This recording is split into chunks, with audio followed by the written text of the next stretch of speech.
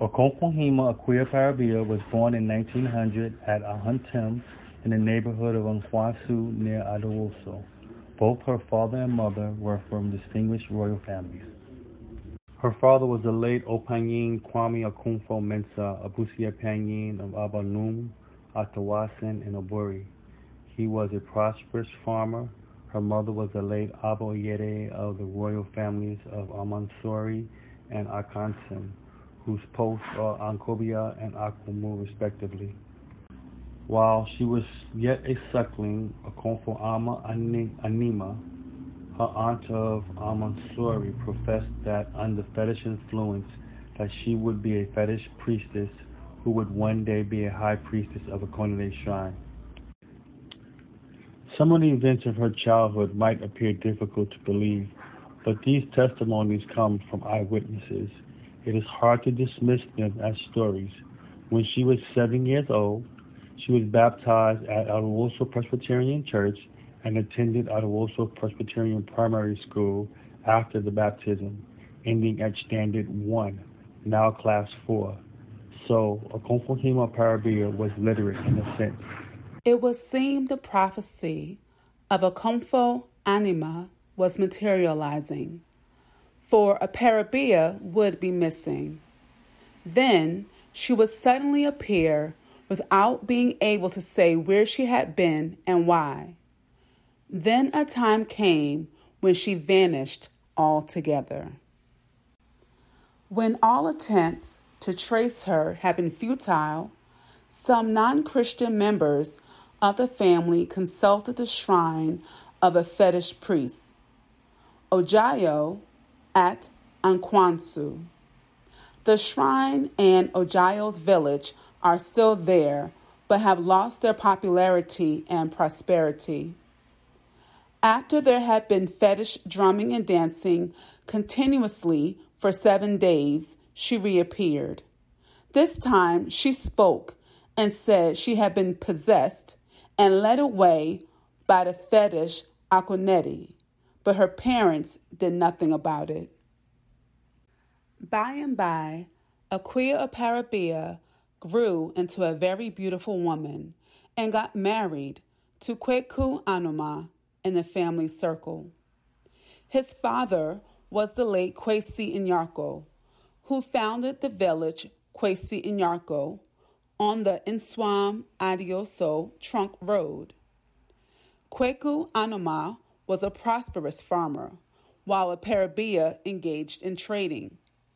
But strange happenings, which still proved to be fetish, caused the marriage to break. OPAREABEA went to live with her mother at Ahuntem. There, too, she used to fall into comas intermittently, causing her to sleep for long periods, sometimes days. Again, fetish consultations revealed that her behavior was due to the influence of Akonedi. She left her mother and went to live with her elder brother, Kofi Operi, at Dobro, near Nswam. There, too, it became obvious that the only solution to the problem was to send her to the Akonedi shrine. But then she needed to be sponsored. Fortunately for her and the family, her sister, the late Madam Tachiompong, alias Akosua Pompo of Amansore, Ankobia House, volunteered and sponsored her, and she became at long last a priestess in training at the Okonedi shrine.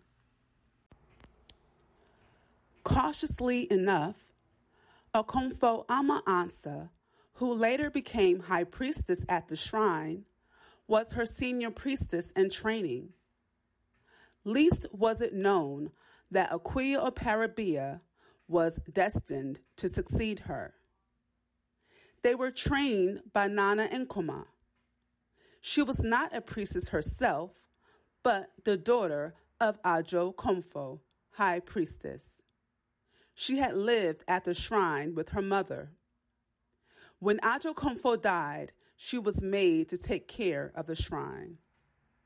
After her qualification, Akomfo Akua Opare, who later became Akomfo Hema OPAREABEA, started to practice at Dobo, her elder brother Kofi Opare's place. 3 years later, she moved and settled at Nkonkrom, her father's village on Ebui and Sawam Loi Road. It was at Nkonkrom that Akomfo Akua Opare came to the limelight. There she built a shrine for Akonidi, and soon she rose to fame in leaps and bounds. People came from far and near, and from all walks of life, to her shrine for oracle consultations and for healing. To the Akonidi shrine, she added the fetishes Esiketoa, Esorjabi, and Tigre. Her sacred stream was Esuo Insache. In addition to the oracular consultations, Akomfo Hema cured diseases of all kinds, ranging from serious physical and mental disease, charms, as well as childbirth and common diseases like fever in its different types. She cured madness, barrenness, impotence, epilepsy, snake bites, stomach troubles, witchcraft, pregnancy, and maternity care. She freed people who have been cursed and those who were tormented by unseen forces and spiritual complications.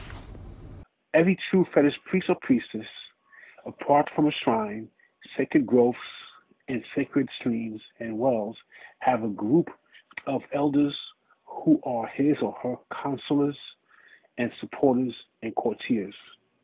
In addition, there is a staff of drummers, singers, dancers, and waiters. Members of Akomfo Hema Akua Opareabea's and Nkonkrom Akonidi shrine were her brothers, sisters, and cousins. Chief among them were Kofi Opare, Kweku Opare, Kwesi Opare, and her own sister, Auntie Sisi, who deserves the singular honor of having been her closest personal attendant and confidant during her training, her passing out, and everywhere Akomfo had been thereafter, till her passing away. The pillar behind Akomfo and these elders and courtiers was the late Nana Osai Jain, Odontonhene of Akuapem. With these elders, Akomfo Hema did not dispense physical and spiritual matters only, but social and economic aspects of life, for she helped the poor and resolved civic and matrimonial troubles. Akomfo Hema was a capable and effective trainer of newly possessed fetish priests and priestesses.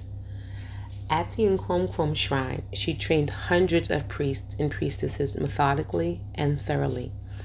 When they passed out, she posted them to places, and they worked under her and in association with her shrine.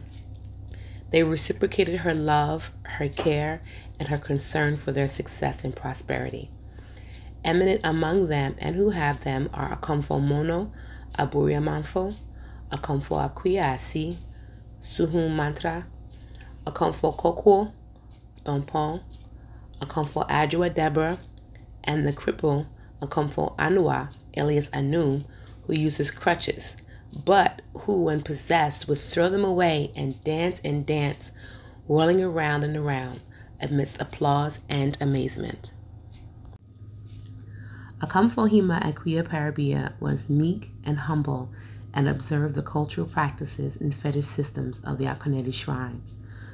While she was definitely on her own and well established at the Nkonkrom shrine, she did not regard herself as self-sufficient.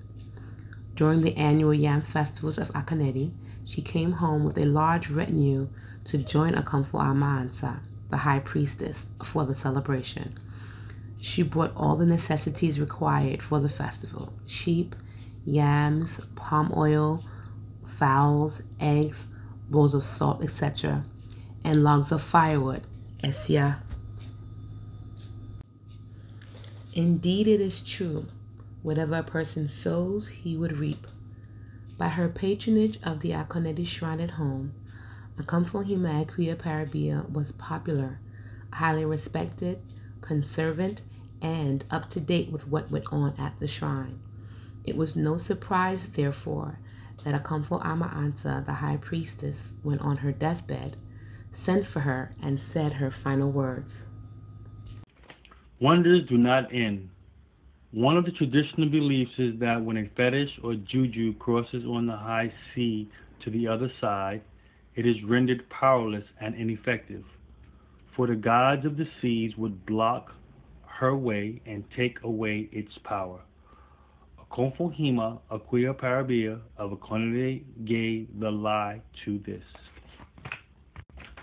In 1971, an Afro-American, Denny Zulu, with apologies, whose researches had revealed to him that his ancestors came from Ghana, came all the way to the Akonede shrine for an ocular consultation. Having heard of the shrine, the consultation was a success. Denny Zulu was directed to his ancestral home through divination. When he checked on it, it was a truism. He was completely overwhelmed. Before he left, he requested permission to establish an Akonede shrine in the USA.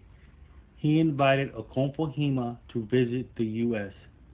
Denny Zulu requested and took the Ghanaian name Yao Opari and became Yao Opari Denny Zulu. He was given sacred water from the shrine to do so. Akomfohima OPAREABEA courageously accepted Denny Zulu's invitation to visit America. She left the shores of Africa and flew to the States and performed. There, she has established Asamoah, Esiketiwa, and Tigray shrines in New York, Philadelphia, Washington, D.C., California, and Toronto.